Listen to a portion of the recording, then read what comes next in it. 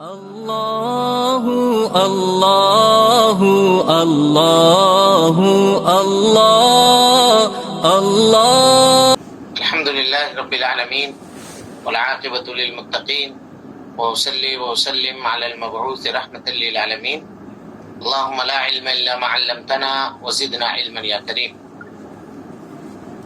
حاضرین حاضرات سامعین و سامعات، اصول ثلاثہ کا آج یہ 10واں درس ہے جس کے لیے ہم اور آپ یہاں پہ اکٹھے ہیں۔ اللہ رب العالمین سے دعا ہے کہ اللہ تعالی ہم کو اور آپ کو درس سننے اور اس کے مطابق عمل کرنے کی توفیق نصیب فرمائے۔ ویڈیو اگر کنہیں کا چالو ہے تو وہ آف کریں، ویڈیو بند کریں۔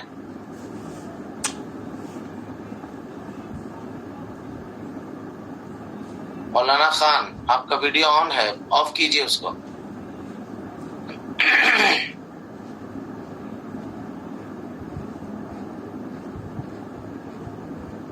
کل تک کے یا کل سے پہلے کے درس میں ہم لوگوں نے اللہ کے نبی جناب محمد رسول اللہ صلی اللہ علیہ وسلم کے اطاعت کے تعلق سے ہم گفتگو کر رہے تھے، تو کہاں تک بات آئی تھی؟ کوئی بتا سکتا ہے؟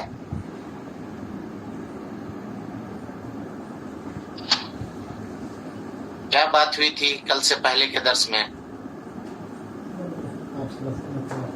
اطاعت کی تعریف ہو رہی تھی۔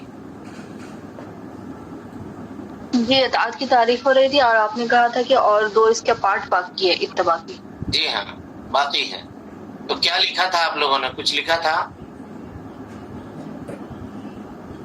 جی، آپ نے کہا تھا کہ آپ صلی اللہ علیہ وسلم نے جن باتوں کی خبر دی ان باتوں کی تصدیق کرنا، چاہے عقل میں آئے یا نہ آئے، اس کی دلیل وغیرہ آپ نے دی تھی۔ ٹھیک ہے۔ اس کے بعد آپ صلی اللہ علیہ وسلم، دیکھیے، آپ صلی اللہ علیہ وسلم جن باتوں کے کرنے کا حکم دیں ان کو کرنا، ان کو انجام دینا۔ نبی صلی اللہ علیہ وسلم جن کاموں کے کرنے کا حکم دیں ان کاموں کو کرنا۔ اطاعت کا یہی معنی ہے، اور تصدیق کرنے کا نتیجہ وہ یہی نکلے گا کہ نبی صلی اللہ علیہ وسلم جن باتوں کے کرنے کا حکم دیں ان باتوں کو کرنا۔ لکھ چکے؟ جی۔ اور جن باتوں سے اللہ کے نبی صلی اللہ علیہ وسلم منع فرمائے ان باتوں سے رک جانا۔ جن باتوں سے اللہ کے نبی صلی اللہ علیہ وسلم منع فرمائے ان باتوں سے رک جانا، یہ اطاعت کا معنی ہے۔ آپ صلی اللہ علیہ وسلم جن باتوں کی خبر دیں ان کی تصدیق کرنا، جن باتوں کے کرنے کا حکم دیں ان باتوں کو کرنا، اور جن کاموں سے آپ صلی اللہ علیہ وسلم منع فرمائیں ان کاموں سے رک جانا۔ اور اللہ رب العالمین کی عبادت صرف اور صرف نبی صلی اللہ علیہ وسلم کے بتائے گئے طریقے کے مطابق کرنا، یہ معنی ہوا اطاعت کا۔ اللہ رب العالمین کی عبادت نبی صلی اللہ علیہ وسلم کے بتائے گئے طریقے کے مطابق کرنا۔ اب اس میں کوئی آدمی، اب غور کیجئے ان تمام چیزوں کو، جتنے پوائنٹس کیا کیا لکھے آپ لوگ، کوئی ایک پڑھے فوراً جلدی سے۔ آپ جن باتوں کی خبر دے اس کی تصدیق کرنا، جس کا حکم دے اس کو بجا لانا، اور جس سے روک کے رک جانا، اور اللہ کی عبادت نبی صلی اللہ علیہ وسلم کے طریقے پہ کرنا، طریقے پر کرنا، یہ اطاعت کا معنی ہوا۔ ٹھیک ہے، اب اس کو آپ فٹ کیجئے ابھی موجودہ سماج اور سوسائٹی یا جہاں ہم لوگ جی رہے ہیں وہاں پہ آپ فٹ کیجئے۔ لوگ تصدیق تو کرتے ہیں، اور تصدیق کرنے میں بھی کس طرح کے لوگ پائے جاتے ہیں آج کل کے زمانے میں، یہ تفصیل سے گفتگو ہم آپ کے سامنے پچھلے درس میں کر چکے ہیں۔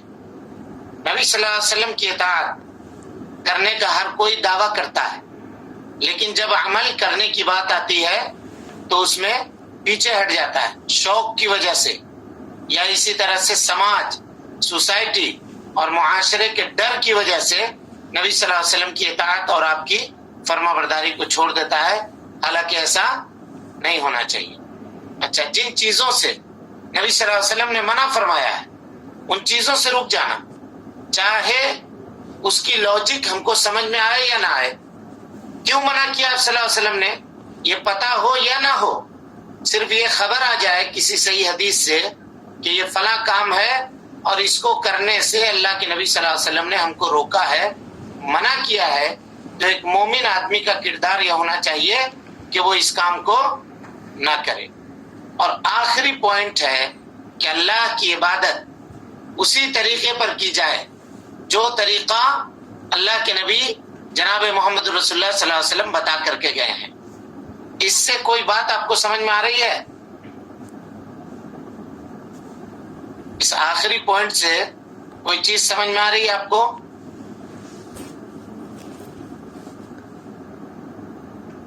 ہاں،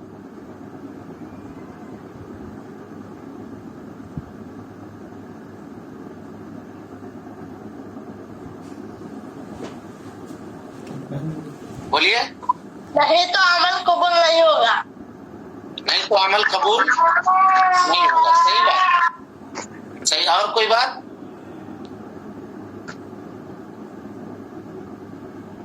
وہ اللہ کی عبادت ہی نہیں ہوگی. ہاں بولیے بولیے. وہ اللہ کی عبادت ہی پھر نہیں ہوگی کیونکہ نبی اسلام کا طریقہ نہیں ہے. ٹھیک ہے، یہ ایک بات ہوئی. اس میں دیکھیے ایک اہم پوائنٹ کی طرف ہم اشارہ کرنا چاہ رہے ہیں، وہ یہ ہے کہ کوئی آدمی یہ کہے کہ چلیے یہ کام اللہ کے نبی صلی اللہ علیہ وسلم نے نہیں کیا ہے، صحابہ کرام نے نہیں کیا ہے، لیکن نیکی کا کام ہے، بھلائی کا کام ہے، اچھائی کا کام ہے، ہم کر لیتے ہیں، اس میں حرج کی کیا بات ہے؟ بدعت ہو جائے گا. بدعت ہو جائے گی. بدعت ہو جائے. وہ بدعت ہو جائے. یعنی بدعت کا پہچاننے کا طریقہ یہ ہے. اچھی بات ہے، بہت ٹھیک ہے. ایک سوال ہم آپ سے کرتے ہیں. ابھی موجودہ معاشرے میں مثال کے طور پہ کوئی شخص عید میلاد النبی کا جشن مناتا ہے، 12 ربیع الاول کو جشن مناتا ہے، کہتا ہے کہ آج کے دن نبی صلی اللہ علیہ وسلم کی پیدائش ہوئی تھی، میلاد النبی کا. ہم اس کو منع کریں گے مثال کے طور پہ، اور وہ کہے گا کہ قرآن مجید سے یا نبی صلی اللہ علیہ وسلم کی حدیث سے کوئی ایک دلیل پیش کرو کہ اللہ رب العالمین نے عید میلاد النبی منانے سے منع کیا ہے. تو آپ دلیل کہاں سے دیجیے گا؟ صحابہ کرام کی زندگی سے. زندگی میں کہاں ہے کہ انہوں نے نہیں کیا ہے یا انہوں نے نہیں منانے؟ اگر منانا ہوتا تو نبی صلی اللہ علیہ وسلم نے اپنی زندگی پہ منا کے بتا دیتے صحابہ کرام. ٹھیک ہے، نہیں منایا، ہم تو مان رہے ہیں. وہ یہ کہے گا کہ ٹھیک ہے نبی صلی اللہ علیہ وسلم نے نہیں منایا، ہم مان رہے ہیں، صحابہ کرام نے نہیں منایا، ہم مان رہے ہیں، لیکن یہ نیکی کا کام ہے، ہم کریں گے تو کیا حرج ہے؟ اگر نیکی کا کام ہوتا تو اللہ کے نبی صلی اللہ علیہ وسلم ضرور کرتے، لیکن نہیں کیا نا بھائی، کیا نہیں نا. پوائنٹوں میں یاد آ رہا ہے. ہم کر رہے ہیں، اس میں حرجہ کیا ہے وہ بتائیے. سنت کے خلاف سنت کے خلاف ہے، سنت کے خلاف. ٹھیک ہے، اور کوئی بات؟ اس عمل کو اللہ چیزیں حدیث سے نہیں ملتی، اگر اس میں عمل کیا جائے تو وہ ایک بدعت ہوتی ہے. جیسے کہ اگر 2 سجدے کرتے ہیں نماز میں، وہ اسی طرح سے ہو جائے گا اگر 3 سجدے کرتے ہیں. صحیح ہے، یہ ساری باتیں ہم سمجھ رہے ہیں، لیکن اگر کہے کہ آپ دلیل دیجئے کہ اللہ کے نبی صلی اللہ علیہ وسلم نے نہیں کرنے کا حکم دیا ہے، تو آپ دلیل کہاں سے لائیے گا؟ ہم میں بھی بدعت کے جو ہے حدیث اس کو پڑھ کے ان کو ایکسپلین کر سکتے ہیں. جی وہ بھی کر سکتے ہیں، لیکن یہاں ایک اصول سمجھیے. ہم جو آپ کو بتانا چاہ رہے ہیں وہ ایک اصول بتانا چاہ رہے ہیں، اس کو لکھیے. عبادت میں، کسی بھی عبادت میں اصل جو ہے وہ منع ہے. یعنی کوئی بھی عبادت اصل میں حرام ہے، اس کو کرنا جائز نہیں ہے. کوئی بھی عبادت، سمجھ گئے؟ سوائے اس عبادت کے جس کو اللہ کے نبی صلی اللہ علیہ وسلم نے صحابہ کرام نے کیا ہے، وہی حلال ہوگا. باقی جتنے طریقے ہیں عبادت کے، ان کا کرنا جائز اور درست نہیں ہوگا.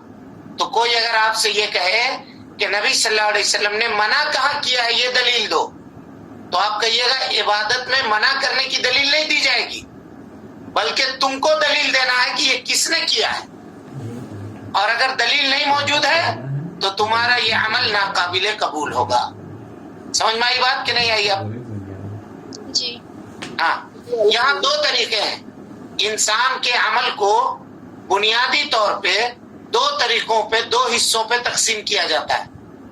ایک ہے عبادت اور ایک ہے معاملہ.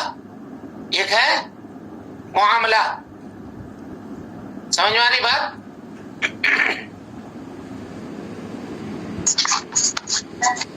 ایک ہے عبادت اور ایک ہے معاملات.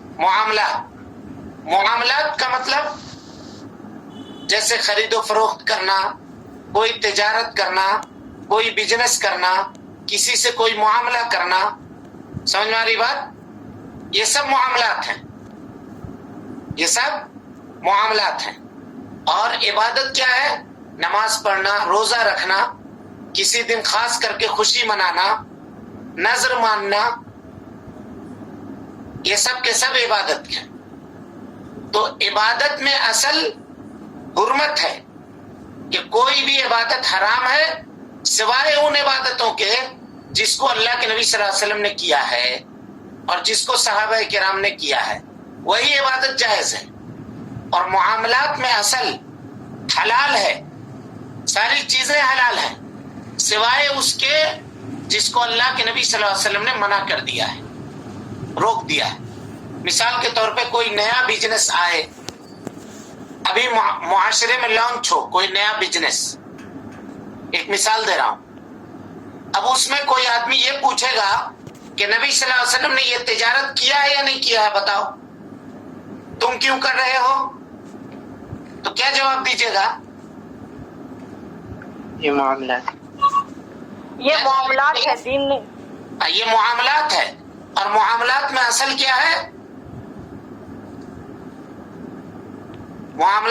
کیا ہے؟ جائز روکا گیا ہے. حرمت ہے. سارے کے سارے معاملات حلال ہیں، جائز ہیں. حلت ہے، جواز ہے. معاملات میں اصل جواز ہے. سارے معاملے جائز ہیں. اب اگر کوئی آدمی کہتا ہے کہ نہیں یہ معاملہ تمہارا ناجائز ہے، یہ جو کاروبار کر رہے ہو یہ ناجائز ہے، یہ جو تجارت کر رہے ہو یہ ناجائز ہے، تو کیا کہیں گے ہم اس سے؟ ناجائز ہونے کی دلیل دو. وہاں اس کو دلیل دینی پڑے گی جو آدمی اس کو ناجائز کہہ رہا ہے. اس کے الٹا عبادت میں اگر کوئی آدمی ناجائز کہہ رہا ہے کسی کو، تو جو کرنے والا ہے جو جائز کہہ رہا ہے اس کو اس کی دلیل دینی پڑے گی. اس کو سمجھ میں آ گئی بات؟ جی شیخ، اصل مطلب کیا ہوتا ہے؟ اصل کا مطلب بیس. اصل کا مطلب بیس، اس کی بنیاد. جی شیخ ایک بار اور ریپیٹ کر دیں. عبادت میں اصل جو ہے یا عبادت کی اصل بنیاد جو ہے وہ حرام ہے سوائے اس کے جس کو اللہ کے نبی صلی اللہ علیہ وسلم نے کیا ہو. ٹھیک ہے؟ اور معاملات میں اصل جو ہے وہ حلال ہے سوائے اس کے کہ جس سے اللہ کے نبی صلی اللہ علیہ وسلم نے منع کر دیا ہو، روک دیا ہو کہ یہ کام نہیں کرنا ہے، تو وہ کام نہیں کیا جائے گا. آ گئی بات سمجھ میں آپ؟ جی شیخ. جی. تو اب اگر کوئی آدمی یہ کہے کہ ہم یہ ربیع الاول کا جشن تو مناتے ہیں، ہم شب معراج تو مناتے ہیں، ہم 15ویں شعبان کا روزہ تو رکھتے ہیں یا اس دن عبادت کرتے ہیں، آپ دکھائیے کہ نبی نے اس سے کہاں منع کیا ہے. تو ہم حدیث ڈھونڈنے نہیں جائیں گے نبی نے منع کیا یا نہیں کیا ہے، ہم یہ دیکھیں گے کہ نبی نے نہیں کیا ہے، بس. سمجھ گئے؟ اور اگر معاملات ہو، خرید و فروخت ہو، تو جو آدمی کہے گا کہ نہیں یہ تجارت تمہاری حرام ہے، تو ہم کہیں گے ٹھیک ہے، اگر آپ ہماری تجارت کو حرام کہہ رہے ہیں تو دلیل لا کر کے دے دیجئے. جس وجہ سے آپ اس کو حرام کہہ رہے ہیں یہ ثابت کر دیجئے تو ہم سمجھ جائیں گے. سمجھ میں آ گئی بات؟ جی. یہ اطاعت کا معنی ہوا. نبی صلی اللہ علیہ وسلم کی اطاعت اور آپ صلی اللہ علیہ وسلم کی پیروی کا یہ معنی ہوا کہ نبی صلی اللہ علیہ وسلم جن باتوں کی خبر دے ان باتوں کی تصدیق کرنا.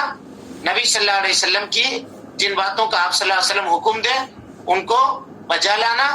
جن کاموں سے آپ صلی اللہ علیہ وسلم منع کرے ان کاموں کو چھوڑ دینا، ترک کر دینا، اور اللہ کی عبادت اسی طریقے کے اوپر کرنا جس طریقے پر نبی صلی اللہ علیہ وسلم نے عبادت کیا ہے. بس یہی معنی ہوا اطاعت کا، یہی معنی ہوا فرما برداری کا. چلیے، جو ان کی اطاعت کرے گا وہ جنت میں داخل ہوگا، اور جو نبی صلی اللہ علیہ وسلم کی نافرمانی کرے گا وہ جہنم میں داخل ہوگا. یہی لکھا ہوا نا کتاب میں؟ جی. کیا لکھا ہوا ہے؟ کوئی پڑھے؟ کتاب آپ لوگ نکالے ہیں یا نہیں؟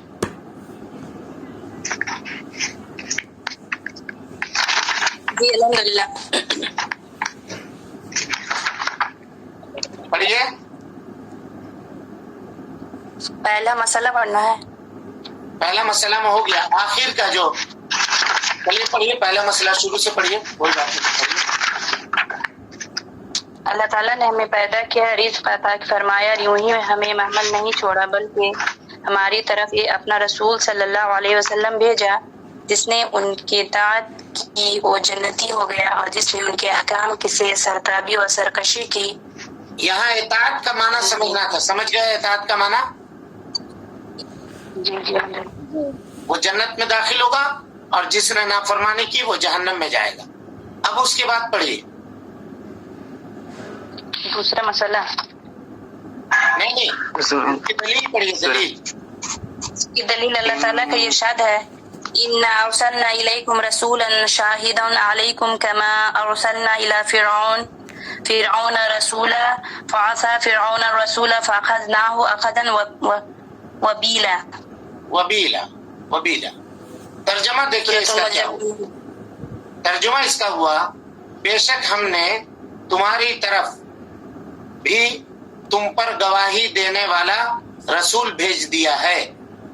انا ارسلنا الیکم رسولا شاہدا علیکم، بے شک ہم نے تمہاری طرف بھی تم پر گواہی دینے والا رسول بھیج دیا ہے. کما ارسلنا الی فرعون رسولا، جیسا کہ ہم نے فرعون کے پاس رسول بھیجا تھا. فعصى فرعون الرسول، تو فرعون نے اس رسول کی نافرمانی کی تو ہم نے اسے سخت وبال کی پکڑ میں پکڑ لیا. فاخذناه اخذا وبیلا، یعنی سخت وبال والے عذاب میں ہم نے فرعون کو پکڑ لیا. اس آیت کے اوپر نبی صلی اللہ علیہ وسلم کی اطاعت کی کہیں پہ دلیل ہے؟ آپ کو نظر آ رہی ہے دلیل کہیں پہ؟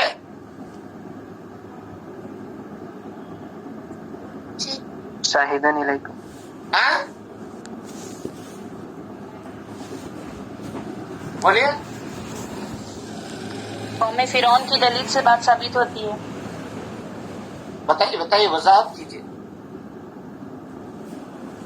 قوم فرعون میں جس طرح سے فرعون حضرت موسیٰ علیہ السلام کی نافرمانی کی تھی، اللہ تعالیٰ نے جس طرح سے غرق کر دیے تھے. بالکل صحیح جواب. اللہ رب العالمین آپ کے علم میں اضافہ کرے. دلیل کو سمجھنے کا یہی طریقہ ہے. سمجھ گئے؟ کوئی واضح دلیل اس میں نہیں ہے کہ نبی صلی اللہ علیہ وسلم کی عبادت یا اطاعت کی جائے، نبی صلی اللہ علیہ وسلم کی اطاعت کی جائے. ہم نے عبادت کہہ دیا غلطی سے، اطاعت کی جائے. کوئی واضح دلیل نہیں ہے. لیکن اس آیت میں 3 چیزوں کا ذکر ہے. غور کیجیے گا. اللہ تعالی ہم کو نصیحت کر رہا ہے، اللہ تعالی ہم کو حکم دے رہا ہے، اور اللہ تعالی ہم کو ڈرا رہا ہے. اس آیت میں 3 چیزیں پائی جاتی ہیں. اللہ تعالیٰ نصیحت فرما رہا ہے، اللہ تعالیٰ ہم کو حکم دے رہا ہے، اور اللہ رب العالمین ہم کو ڈرا رہا ہے. 3 چیزیں. انا ارسلنا الیکم رسولا، ہم نے تمہارے طرف رسول بھیجا جو تمہارے کاموں کے اوپر گواہی دینے والے ہیں، ہے نا؟ اور یہ کوئی نئے رسول نہیں ہے، اس سے پہلے بھی ہم رسول بھیج چکے ہیں، جیسا کہ قوم فرعون کے اوپر حضرت موسیٰ علیہ السلام کو ہم نے رسول بنا کر کے بھیجا تھا۔ مطلب یہ ہوا کہ موسیٰ کو اس کے قوم میں کیوں رسول بنا کر کے بھیجا گیا تھا؟ تاکہ موسیٰ علیہ السلام کی فرما برداری کی جائے، موسیٰ علیہ السلام کی اطاعت کی جائے۔ اسی طریقے سے اللہ رب العالمین نے نبی صلی اللہ علیہ وسلم کو ہماری طرف رسول بنا کر کے بھیجا ہے۔ ہم کو کیا کرنا چاہیے؟ نبی صلی اللہ علیہ وسلم کی اطاعت کرنی چاہیے، آپ صلی اللہ علیہ وسلم کی فرما برداری کرنی چاہیے۔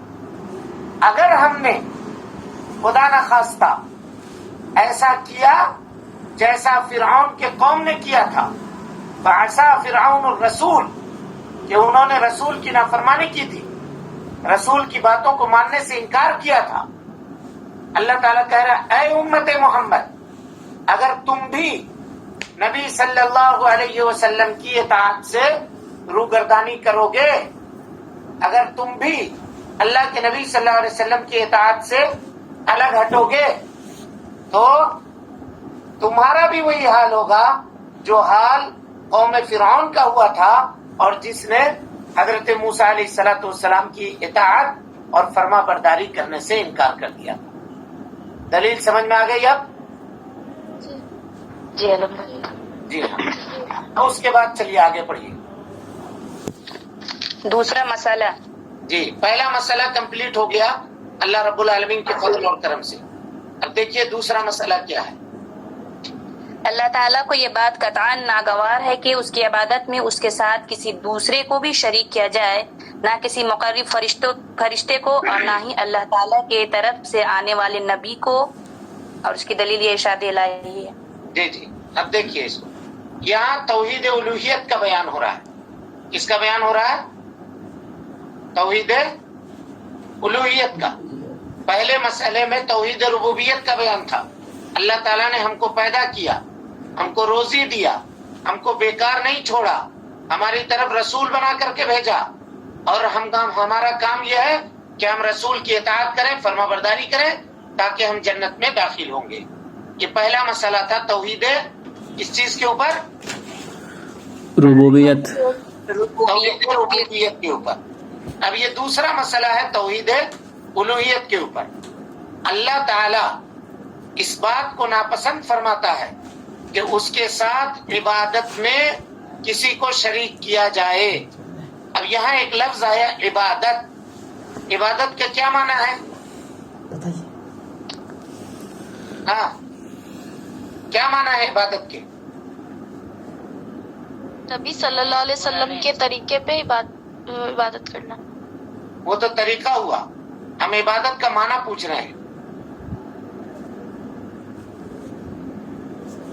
کسی نے لکھا ہے بندگی، پرستش، سب ٹھیک ہے، لیکن یہ سب لغوی معنی ہے، اس کا لغت میں یہ معنی ہے۔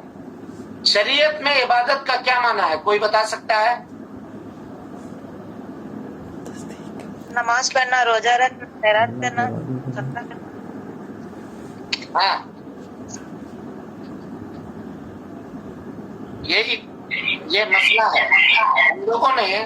جی جی کامران صاحب، کوئی بھی وہ عمل جس سے اللہ کی رضامندی چاہی جائے وہ عبادت ہے۔ بالکل صحیح جواب، صحیح جواب۔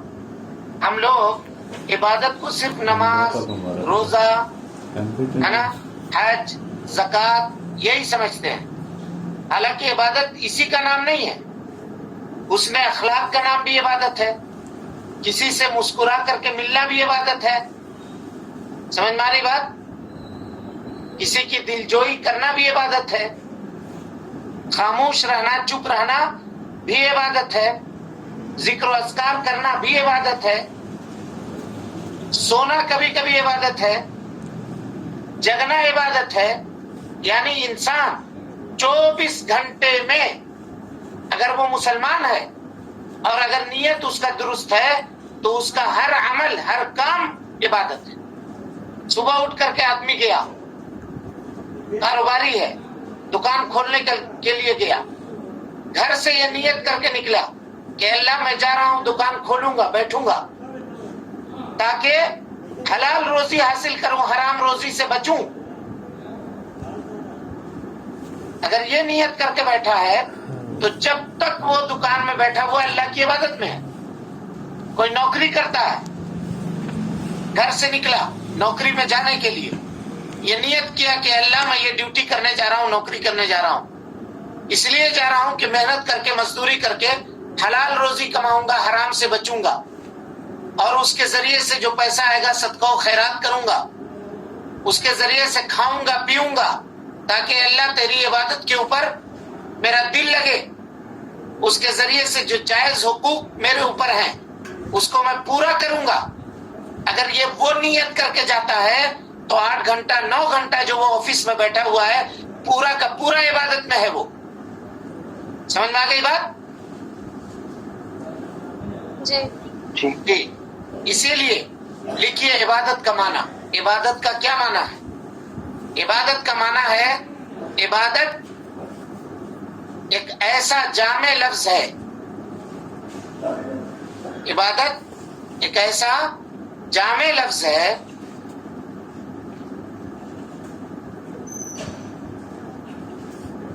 جو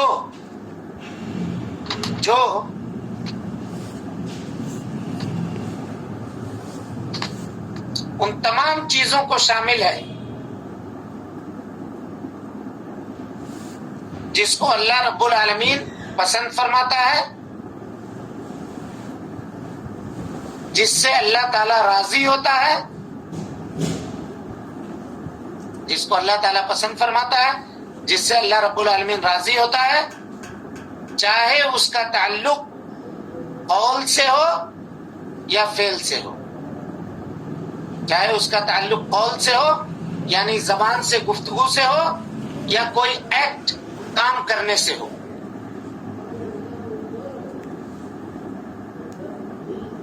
لکھ چکے؟ جی ہاں. یہ سارے ریپیٹ کرتے ہیں, جی ایک بار بس ریپیٹ کرتے ہیں. عبادت ایک ایسا جامع لفظ ہے جو ان تمام چیزوں کو شامل ہے جس کو اللہ رب العالمین پسند فرماتا ہے اور جن چیزوں سے اللہ تعالی راضی ہوتا ہے, جی, چاہے اس کا تعلق قول سے ہو یا اس کا تعلق فعل سے ہو. جی جزاک اللہ. ہو گئی بات سمجھ میں؟ عبادت, اور یہی معنی ہے توحید الوہیت کا. تو کہا اللہ رب العالمین اس کے ساتھ عبادت میں کسی کو شریک کیا جائے یہ اس بات کو ناپسند فرماتا ہے, کہا وہ کوئی فرشتہ ہو یا نبی یا رسول ہی کیوں نہ ہو. مخلوقات میں یہ 2 مخلوق ہیں, انسان اور فرشتے. فرشتے برگزیدہ ہیں یعنی سب سے اعلیٰ مخلوق ہیں نبیوں کے بعد, انسانوں کے بعد, اور انسانوں میں سب سے عزت والے, سب سے احترام والے, سب سے بزرگ لوگ کون ہیں انسانوں میں؟ انبیاء کا, انبیاء کا, انبیاء کرام ہیں. تو اللہ نے انسانوں میں جو سب سے بزرگ لوگ ہیں یعنی انبیاء کرام ان کا تذکرہ کیا, اور اسی طریقے سے مخلوقات میں سب سے بزرگ لوگ دیگر مخلوقات میں فرشتے ہیں. تو اللہ نے ان دونوں کا تذکرہ کیا, یعنی یہ بتانا چاہ رہا ہے کہ تم نبی ہو چاہے کوئی فرشتہ ہو, اس کو بھی میری عبادت میں شریک نہیں ٹھہرا سکتے ہو. تو جو نبی سے نچلے درجے کا ہو, نبی سے جو کمتر درجے کا ہو, اس کو آپ شریک ٹھہرا سکتے ہیں؟ بالکل نہیں, بالکل نہیں. درخت کو, شجر حجر کو, کسی پیر کو, کسی فقیر کو, ظاہر ہے وہ کتنا بڑا ہی پیر کیوں نہ ہو, کتنا بڑا ہی ولی کیوں نہ ہو, اس کا مقام کس کے بعد آئے گا؟ نبی کے بعد آئے گا. نبی صلی اللہ علیہ وسلم کے بعد آئے گا. نبی کے بعد آئے گا. اور اللہ تعالیٰ کہہ رہا ہے کہ تم نبی کو بھی میرے ساتھ شریک ٹھہراؤ، ہم اس بات کو پسند نہیں کرتے ہیں. فرشتے کو شریک ٹھہراؤ، ہم اس بات کو پسند نہیں کرتے ہیں. تو جو درجے میں ان سے کم ہے اللہ تعالیٰ بدرجہ اولا ان کو پسند نہیں کرے گا. نہیں بالکل سمجھ میں آ گئی بات؟ جی شیخ. دلیل سمجھ میں آ گئی؟ آگے چلیے، اس کی دلیل پڑھیے. وَأَنَّ الْمَسَاجِدَ لِلَّهِ فَلَا تَدْعُوا مَعَ اللَّهِ أَحَدًا. احدہ، یہ کیسے دلیل ہوئی توحید الوہیت پہ؟ کوئی بتائے کیسے دلیل ہوئی؟ دعا عبادت ہے. دعا عبادت ہے، ٹھیک ہے. سجدہ. اللہ کے علاوہ دعا نہیں کرنا چاہیے، اس کا حکم ہے. اور کوئی جواب؟ دیکھیے حکم کیا ہے. وَأَنَّ الْمَسَاجِدَ لِلَّهِ. اب یہاں مسجد کا معنی طے کیجیے. مسجد کس کو کہتے ہیں؟ اللہ کا گھر، جہاں اللہ کی عبادت کی جائے. بس. سجدہ کرنے کی. کس کو کہتے ہیں مسجد؟ سجدہ کرنے کی جگہ. سجدہ کرنے کی جگہ. ٹھیک ہے. اور کوئی جواب؟ اور کوئی جواب؟ مسجد کے 3 معنی ہیں. لکھیے، مسجد کے 3 معنی ہیں. سب سے پہلا معنی در و دیوار کی بنائی ہوئی مسجد، جو ہم لوگوں کے گاؤں میں محلے میں ہے نا، جہاں لوگ جا کر کے 5 وقت کی نماز جماعت سے ادا کرتے ہیں. ایک معنی مسجد کا وہ ہے جو ہم لوگ سب جانتے ہیں. دوسرا معنی مسجد کا سجدہ کرنے کے اعضاء، یعنی وہ اعضاء جس سے آدمی سجدہ کرتا ہے، مطلب پیشانی، ہاتھ، گھٹنا، پیر، 7 ہڈیوں کے اوپر سجدہ کرتا ہے نا آدمی. جی شیخ. ہاں، تو یہ اعضاء سجود کو، سجدے کے جو اعضاء ہیں، سجدے کا جو جسمانی حصہ ہے، اس کو بھی مسجد کہا جاتا ہے. سمجھ میں آ گئی بات؟ اور مسجد کا تیسرا معنی ہے پوری کی پوری زمین. پوری کی پوری زمین، سوائے اس زمین کو چھوڑ کر جہاں سجدہ کرنا منع ہے، جیسے حمام، واش روم، اس کو چھوڑ کر کے باقی پوری کی پوری زمین. نبی صلی اللہ علیہ وسلم کی حدیث ہے وَجُعِلَتْ لِيَ الْأَرْضُ مَسْجِدًا وَطُهُورًا. اللہ رب العالمین نے پورے کے پورے روئے زمین کو میرے لیے کیا بنا دیا؟ مسجد بنا دیا، سجدہ کرنے کی جگہ بنا دیا، اور طہورا، پاکی حاصل کرنے کا ذریعہ بنا دیا. سمجھ میں آ گئی بات؟ سجدہ نہ کرنے والی جگہ قبرستان بھی شامل ہوگی کیا؟ ہاں بالکل، بالکل شامل ہوگی. میں نے کہا نا کہ ہر وہ جگہ جہاں عبادت کرنے سے منع کیا گیا ہے، قبرستان بھی اس میں داخل ہے. قبرستان داخل ہے، اونٹ، جہاں پہ اونٹ باندھا جاتا ہو وہ بھی داخل ہے. سمجھ رہے ہیں؟ جی شیخ. جہاں کوڑا کرکٹ اور گندگی پھینکی جاتی ہو وہ جگہ بھی داخل ہے. جو زمین نجس اور ناپاک ہو وہ جگہ بھی داخل ہے، وہاں سجدہ نہیں کر سکتے. لیکن عمومی طور پر اگر کہا جائے تو پوری کی پوری مسجد یا پوری کی پوری زمین یہ امت مسلمہ کے لیے اللہ رب العالمین نے کیا کر دیا؟ مسجد بنا دیا. مسجد بنا دی، سجدہ کرنے کی جگہ. سجدہ کرنے کی جگہ بنا دی. یعنی اب کوئی بھی آدمی اللہ رب العالمین کی عبادت کے علاوہ کسی دوسرے کی عبادت کہیں بھی انجام نہیں دے سکتا. اللہ تعالیٰ اس کو ناپسند کرتا ہے. بہرحال یہ دوسری دلیل کے ساتھ یہ دوسرا مسئلہ مکمل ہو گیا. ٹھیک ہے،